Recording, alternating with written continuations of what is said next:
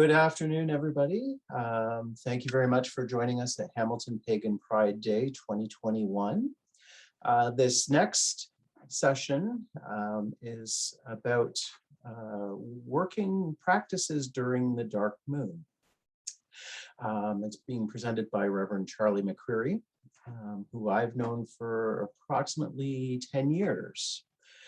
Reverend McCreary has been immersed in astrological studies, ritual theater, plant lore and magic, and has been practicing witchcraft and divinatory practices for over 20 years, and is an ordained priestess of the Lothlorien tradition with the Rowan Tree Church.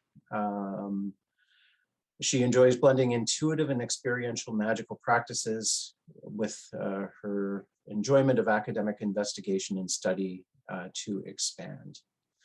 Charly is currently working with her partner Isaiah Dearborn as the Inner Circle, a collaboration dedicated to education, healing, elevation, and ceremony, currently based in Colorado, but looking further eastward. And currently, Reverend McCreary comes to us from the Hermit's Grove in Minnesota. So I welcome you. Thank you very much for teaching today, and enjoy. Thanks so much, Mike. I want to acknowledge you and all the other organizers of Hamilton Pagan Pride. I really appreciate the opportunity to be here and talk about this topic today. So I'm going to share my screen. It looks like I have permission to do that. I do. How about that? Okay, perfect. So today, for the next little less than an hour, I will be talking about dark moon practices and how they relate to craft practitioners of all different kinds. Mike just did a wonderful job of introducing me, and I don't think I need to say too much more about my background. I would just add that I also have a background of decades of theater work, and particularly since the late 90s, I was involved when I was living in Seattle with a ritual theater performance company called the Kabiri. And in the Kabiri, we created theatrical performances based on folklore and mythology. And one of the areas of storytelling that we really focused on were underworld mythos, especially from the Mesopotamian and Babylonian pantheons. So just as a side note, as I speak about those versions of deity today, I have a lot of up close and personal experience working with them, depicting them theatrically and fully embodying their stories. So it's an interesting experience and perspective to have with this work, for sure. So with that, let me dive into our topic for today. Welcoming everyone and saying hello. This photo is from one of our performances that we did when I was part of the Kabiri, and it is from a myth about the Vitaviven, the white women, who were ghostly entities that would receive the spirits of the recently departed. So this is a little screen cap of that performance, and just to give you an idea of some of the imagery that we would create in our Kabiri productions, and it's a big part of my background. And I'm this one in the middle here, and then we have 4 others in the background. This was part of the annual Hallows Time show that we would do every year in Seattle. So first I want to define what we're talking about when we say the dark moon. What time of the lunar cycle is that, and what does it represent, and how do we know when we are within that orb of what we would define as the dark moon? So I'm also an astrologer, and I'll try to not get super technical with the astro speak here, but I will say that the dark moon is when the moon is within 12 degrees of its conjunction with the sun. So in that exact moment where the sun and the moon are at the same degrees of whatever sign of the zodiac the sun is in that moment in time, that's the actual new moon. But it's a very concise period of time. it doesn't last very long. And so the dark moon with that 12-degree window before and after its exact new moon conjunction with the sun, we can refer to that time as the dark moon. I generally try to do my dark moon practices in that 12 degrees leading up to the exact moment of the new moon, but dark moon practices can also be worked and conducted after that exact moment of the new moon conjunction. And in terms of practitioners of magic and people who work with energy, the dark moon invites us to do internal work and to explore and work with shadow. It's really a time to go inward, look at our own souls and our deepest realms of knowing, and also the wisdom that we all possess inside of us, whether or not we're able to easily access it or not. And this question of like, you know, why do we need to think about or explore this idea of dark moon practices? Editorial opinion here, as practitioners of magic, we are always consistently working in realms of light and dark. And so knowing our light and knowing our shadow and fully embracing both sides of ourself and our being and our energy and our soul, spirit, karma, all of it. It's essential, it's important. Energetically, the dark moon is a really nice time to draw inward and invite some reflection, introspection, and making space for the parts of ourself that might be quiet or even hidden, whether intentionally or not. I have worked a lot with grief in my lifetime, not by choice, but just been what the universe has had in store for me in this lifetime. And so generally around that time of the lunar cycle each month, my grief wants to make more space to be seen and felt and processed and experienced. And so that's part of the process for me. Other feelings that sometimes come up around the dark moon can be sort of a longing or a yearning or a wistfulness, perhaps, and even a desire for solitude. That's not uncommon when the moon is approaching this dark moon phase. It's a feeling of wanting to enjoy some time in solitude, some alone time for reflection. And so with dark moon practices, I really invite and encourage folks to honor this part of themselves and what it has to offer you, what it has to teach you, and how much wisdom and healing and beauty really exists in this side of ourselves, even though it's not necessarily celebrated or given a lot of visibility. I would say that we currently live in a culture where talking about our mental health, talking about any challenges or struggles that we might be dealing with isn't necessarily completely socially acceptable. And as witches, as pagans, as practitioners of magic and the craft, it is important to give those parts of ourself space. And so this is a nice time of the lunar cycle to do that each month. So witches and shadow work. I touched on this a moment ago, but I want to go a little more into it. As practitioners of magic, we walk and we work and we do what we do in the realms between, in the spaces between the light and the dark, in the spaces that are liminal, that are borders and edges and parts where mystery dwells, where not all is revealed and there are mysteries to be discovered, essentially. And the Eleusinian mysteries in particular, which come from ancient Greece, really explored and focused on their initiatory practices were around this great mystery of the Kore's descent into the underworld, where she became Persephone, and her mother Demeter, and how she experienced that and how it impacted the earthly realm. And that story, to me, and the mysteries that it teaches are a big part of this shadow work that we explore and delve into as craft practitioners. So it felt worth mentioning. I also think about with the shadow work that we as practitioners do.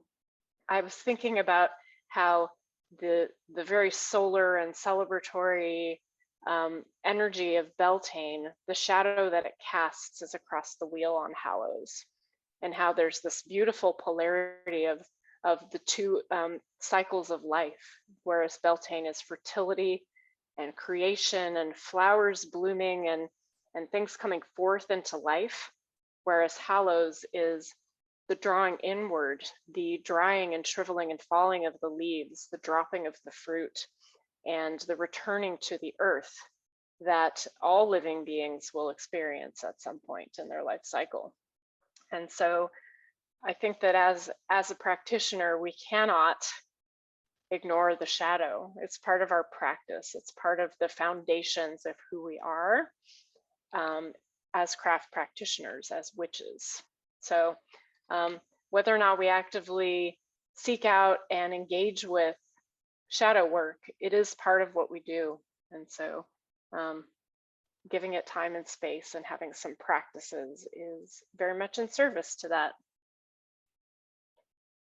So I'm going to today get into a few deities from ancient mythology that really have some lessons and teaching to offer us in this realm of exploring shadow and working with dark moon energy.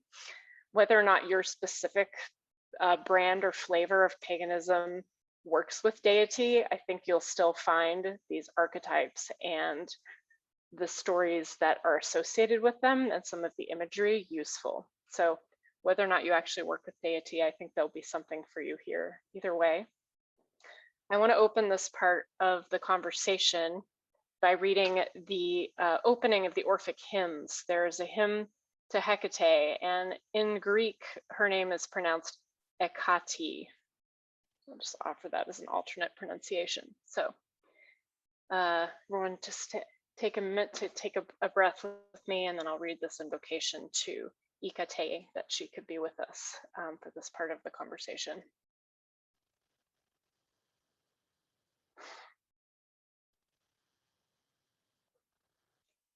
I call Hekate of the crossroads, worshipped at the meeting of three paths, O lovely one. In the sky, earth, and sea, you are venerated in your saffron-colored robes. Funereal daimon, celebrating among the souls of those who have passed. Persian fond of deserted places, you delight in deer. Goddess of night, protectress of dogs, invincible queen. Drawn by a yoke of bulls, you are the queen who holds the keys to all the cosmos. Commander, nymphi, nurturer of children, you who haunt the mountains. Pray, maiden, attend our hallowed rituals.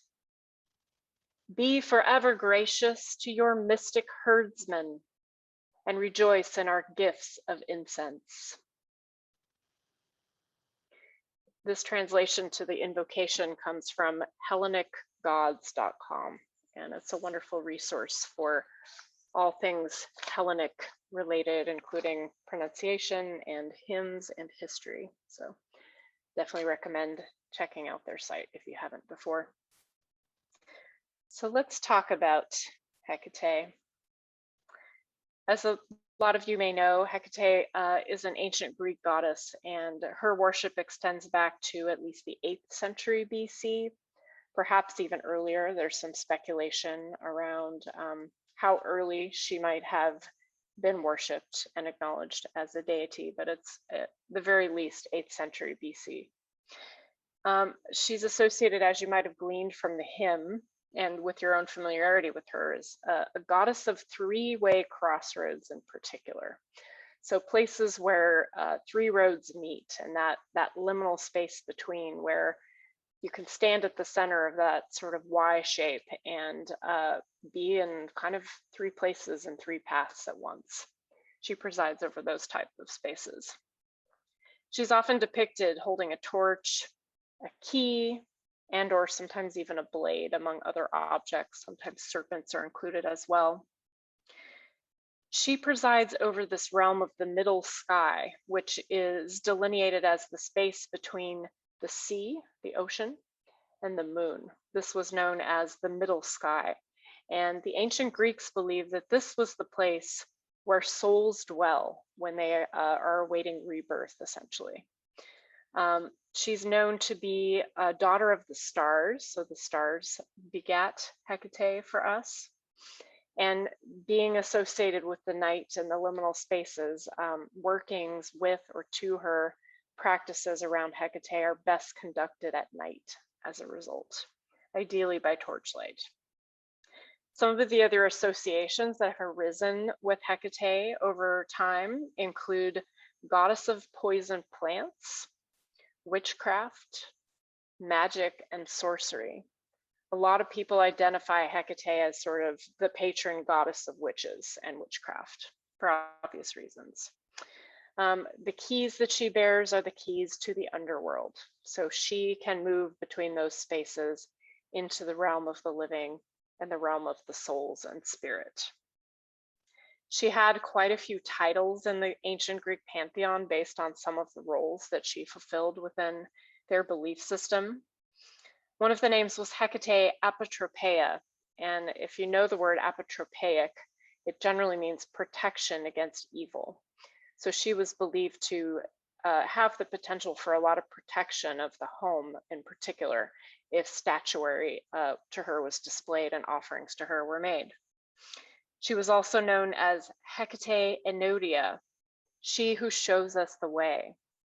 And I think the torch in particular shows us that Hekate and her archetypes and what she represents has the capacity to help illuminate the path for us that we're on, so we don't have to travel in complete darkness. She has some light to offer us. Other titles for Hekate include Hekate Propylaea, which means before the gate. So again, it's this idea of her dwelling and existing in liminal spaces and spaces between and crossroads type spaces. As you can see from the image, she's generally depicted as having either a single body with 3 faces or 3 entire bodies, centered and oriented around sort of a central pillar, which was referred to as a hekatation. Sometimes one or more of her heads might be depicted as an animal head instead of human. Some of the animals that have shown up include dogs, cows, boars, or even a serpent. So she definitely has an established connection and resonance with the natural world, with the beasts, with the untamed and wild creatures. Hekate, in my experience, is a goddess that we may frequently encounter in terms of her imagery, her archetypes, what she represents, what she has to offer, and the spaces that she occupies in our dark moon practices. Speaking from personal experience, when I've encountered her in meditation, and it's almost always been somewhat unexpected, she tends to just sort of show up and sometimes give me instructions or task me to do things, as has been more recently, including teaching and creating offerings around this type of work for people. So she helps us navigate difficult choices. Imagine being at a crossroads in your life where you're trying to decide on a course of action. Hekate can be a really powerful symbol to invoke into your life to help you stand at that crossroads and genuinely look down each of the 3 possible trajectories or paths to determine which will be the one that you wish to tread along and which are the 2 that you wish to leave behind. She also helps support our ability to confront our fears. So again, this idea of a torchlight, of something that can illumine the path that we may tread down it with a little bit more certainty and sense of comfort and safety with the torch that she bears. She also offers us opportunities to be tested in our devotion to our practices, in my experience.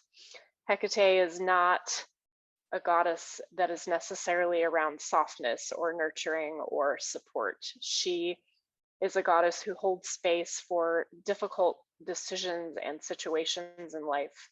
She treads in the threshold of our mortality. She invites us to consider our humanity and the finite amount of time that we will be in our bodies until we pass into the underworld and return again anew. Displaying her image in the home, it is believed to have the potential to bring protection. And so I generally try to always have a Hekate statue in my home because I do feel that it offers some protection. So that's Hekate. She's one of the various god forms that can offer us some wisdom and encouragement and guidance in dark moon and shadow type practices. Jumping backwards in time, I want to talk a little bit about an even older goddess who plays a really important role in shadow work and dark moon type practices, and that's Ereshkigal. She is of the Sumerian and Mesopotamian pantheon. This is the region of the world that is basically where the Middle East is now, in large part, so Iraq type area. Mention of Ereshkigal goes back to at least 3000 BC, potentially even earlier. We definitely know that she was talked about and worshipped at that point in time. Her name means Lady of the Great Earth. She is a goddess and she is queen of the Kur, K-U-R, which is the name given to the underworld in this pantheon. And the Kur is not only a place, it almost has its own sentience, its own consciousness and awareness. It's a being unto itself, the Kur.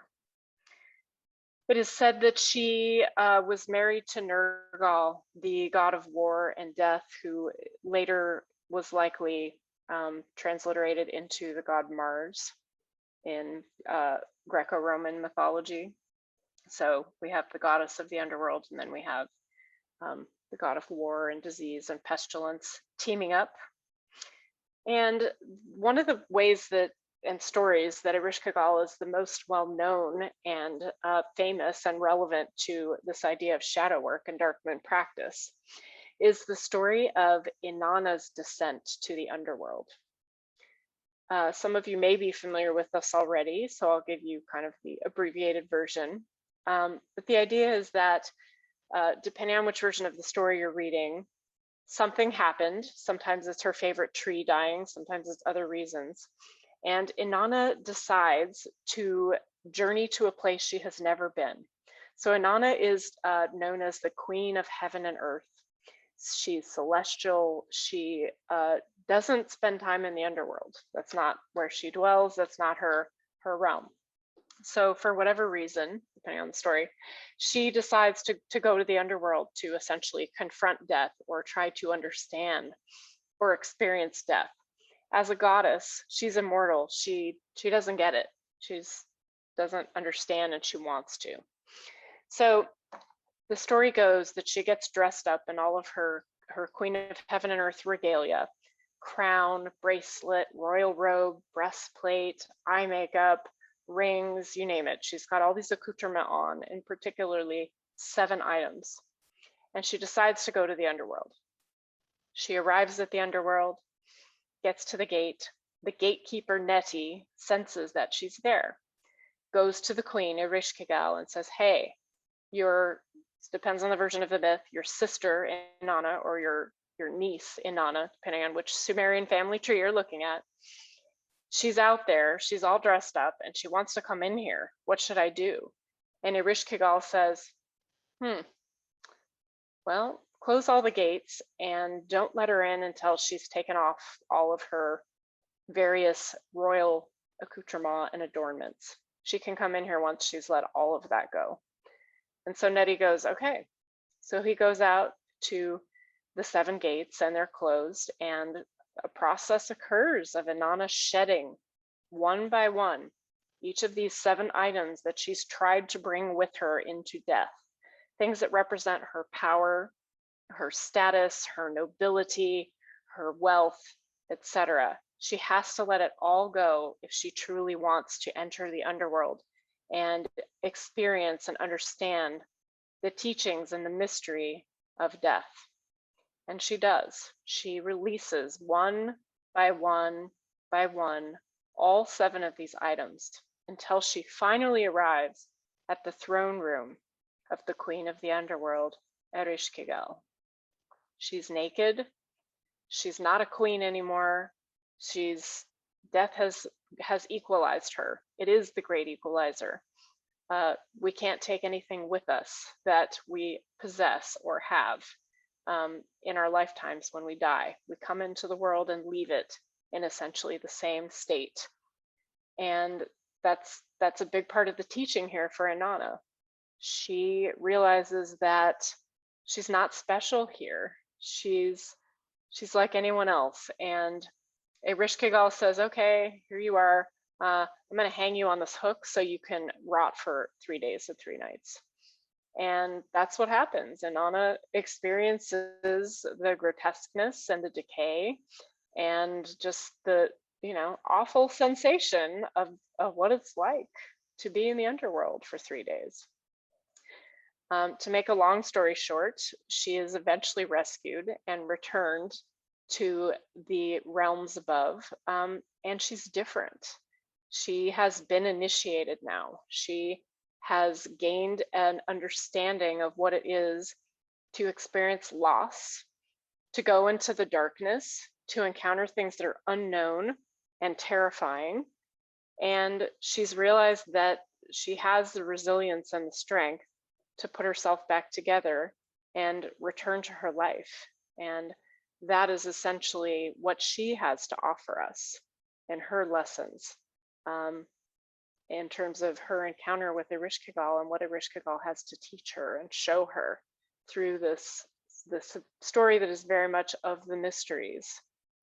And so when we're working with shadow work and dark moon, and we're wanting to do this very transformative and introspective work, and or perhaps we're processing some grief or a challenging time in our life, this encounter with this queen of the great below can be very supportive of that work. When we encounter Ereshkigal in astral journeys and meditations, she often has profound wisdom to offer us. And that is her role in my practice, is that she holds space for the darkest and most difficult parts of my journey and my life. And she's always there. She's always waiting to receive me. She's always waiting and willing to make space for and understand the parts and the times in my journey where I feel like I'm rotting. I feel consumed. I feel overwhelmed. I feel like I'm being eaten and consumed and transformed in some way. And that's the power and the beauty of this underworld goddess, is that she holds space for those times in our life. And when it's time for us to ascend back up and take with us what we've learned, what we've experienced, to reinvent and be renewed, she's holding space for that as well. So this is one of my favorite underworld descent type stories for obvious reasons. It's very powerful. All right, I have one more archetype to share, and then I'll talk a little more about the practical aspects of doing this type of work. And this is from the Egyptian pantheon. Her name is Nephthys. Her name means Lady of the Temple. And she was worshipped around 2500 BCE and onward for many, many centuries. So she's about as old as Ereshkigal. Some of the associations with Nephthys include night and darkness, very much the realms that she operates in. Of course, death and transformation. Childbirth as well. So she's on both sides of the polarity of life and death, lives leaving and lives coming in. Those are both her realms. Protection, Egyptians, of course, mummified their dead, and so she was depicted as attending to the mummification and embalming processes and guarding over the Coptic jars that the organs were stored in.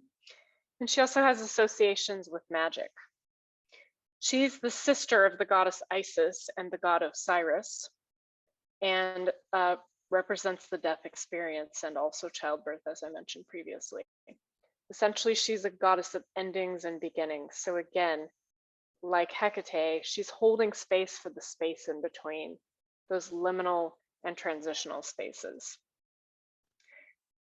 She also had a role in protecting the sun god Ra as he journeys through the underworld every night and has to face various foes and chaos and darkness in the Duat, which is the name given for the Egyptian underworld.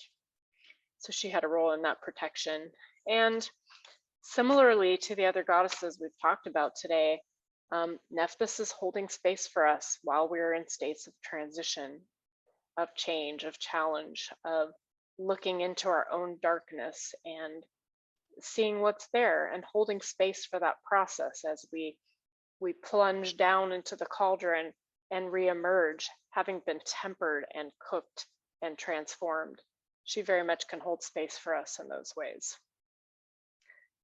All right, so getting into some more practical stuff around these types of practices, some cautions and some thoughts about how one might undertake such things. If we imagine that we're preparing to go on a walk or a hike or a camping trip, and it's somewhere unfamiliar, and we know that there could be perils, there could be wild animals or whatever's lurking out there in the darkness, there's an aspect of wanting to be prepared for what we're going into that becomes important. And my advice for anyone who's interested in undertaking practices around shadow, around dark moon, around astral journeying that has the potential to be very intense, very transformative, is to think about getting yourself prepared so that you can do this work in ways that are ultimately supportive and positive experiences for you. Even if in the moment they can feel like a lot, they can be quite terrifying. So my personal practices around this include, first of all, preparing the physical space within which I'm going to do a darker, deeper astral journey or meditation practice. So I generally purify my space through whatever I want to burn using signification. I may use salt and water, and I will absolutely energetically create a protective sphere for my physical body while I'm journeying. So I don't have to worry about that, and I can fully release and let myself go into my meditation. Most craft practitioners and pagans, we have ways that we like to purify and create protective space. And I think anything that feels right and protective and safe for you is the right choice. It doesn't have to be any specific methodology or technique. I would just say purify and then create your container in whatever ways work best for you and your practices. Then once I move into trance state, I do the same thing again in an astral space. I have a nature scene, a grove of ancient trees from which most of my astral journeying and practices originate. So once I find myself in that space, I do the same thing. I walk the perimeter of it. I invoke directional watchtowers because that's imagery and symbolism that works for me. I invoke ancestors and god and goddess. If that's part of your practice, you can do that as well, of course. And just energetically and astrally get everything in place before I begin my journey so that I have created some familiarity and a known and safe container in my astral space from which to do my work. And that feels really important.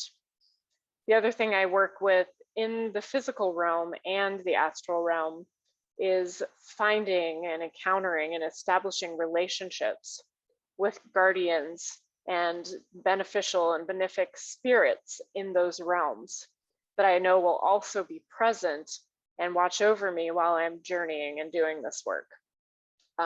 One of mine happens to be owls, which is why they're on this slide. Owls can see in the dark. They have incredibly keen senses.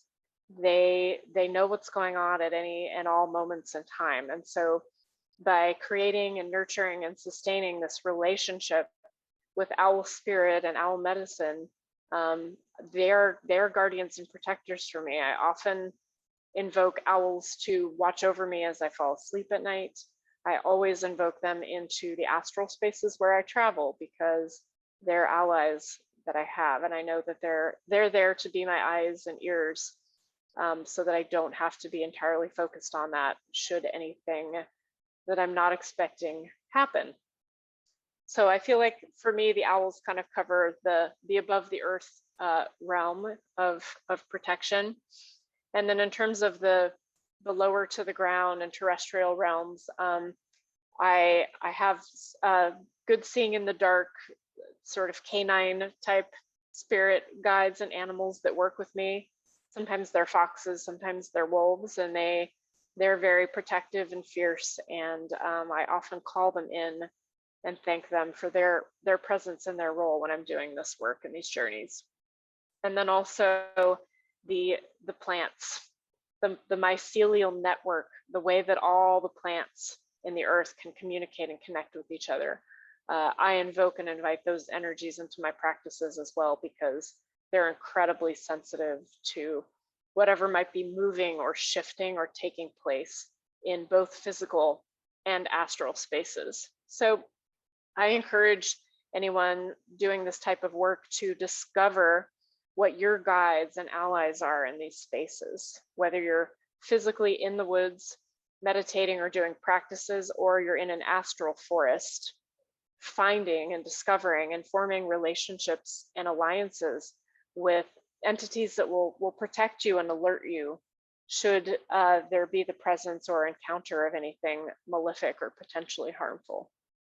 So we've prepared ourselves, we've invoked our guides, we've made our physical space safe, we've done what we can do to fortify and create some stability in our astral space. Now what? There's a lot of ways to do this work.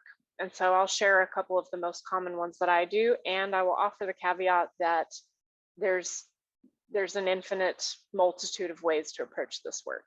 So for me, given what the dark moon represents, as I mentioned earlier, in terms of introspection, going deeply inward, connecting with archetypes and spirit that will have lessons for me, I generally tend to do astral journeys around this time of the lunar cycle each month. I have a couple different approaches that I take. One is from this ancient grove of trees, and then I generally pick a theme of some type of journeying that I might want to explore, and sometimes I just leave it completely open and see what comes through. But I often correspond my journeying or the theme of the work that I'm doing to the zodiac sign that the sun and moon will be in on that new moon. So for example, if I were doing a working where the sun and the moon were both going to be in Aries, I would think about what type of journey that might be and what types of qualities and explorations I might want to invite into my astral practice. So for Aries, it could be courage, it could be forward momentum and change, it could be passion, it could even be working with anger is very appropriate for an Aries celestial placement. And I would invite those ideas into my astral practice. Maybe there's something I need to burn. Maybe there's an area of my comfort zone that I need to push myself out of. And so how can I invite some of these ideas into my astral practice through meditation and so forth? So that's one aspect of it. I also, once I do these journeys and whatever I discover, I share these practices once a month through a free guided meditation that I offer through our social media page for my partner and I, the Inner Circle. And it's been incredible to not only experience these journeys, but to have the opportunity to share them with others, and then sometimes get reflection on what people encounter when we go into these dark spaces together. and encounter various entities, spirits, sometimes divinity, sometimes not. For the new moon in Virgo, we explored astral gardens in either of the four directions, each of the four directions. And each of those astral gardens had a theme and lessons to offer and teach us. So that was for Virgo and Earth sign. Additionally, I have a series of meditations and practices that entail, thank you for posting the link to that, Mike, that entail envisioning interacting with my ritual cauldron. It's a little cast iron pot that I can put alcohol in and burn ritually. Sometimes I put it in the south in my ritual circle, and Hallows, it's in the middle. You get the idea.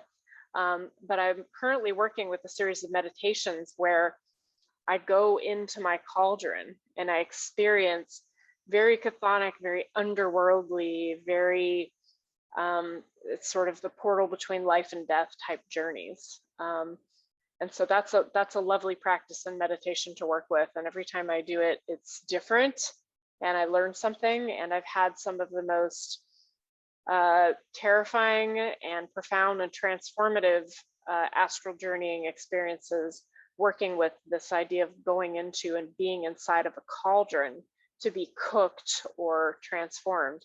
They've been some of my most profound astral journeys that I've ever conducted in my life. So working with the idea of a cauldron can be a very powerful shadow and dark moon type practice.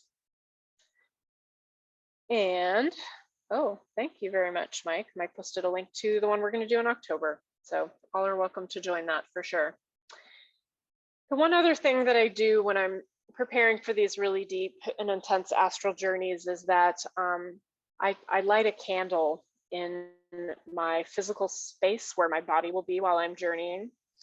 And I use that as sort of a beacon or a lantern or a familiar object to help call me home when my journey is done.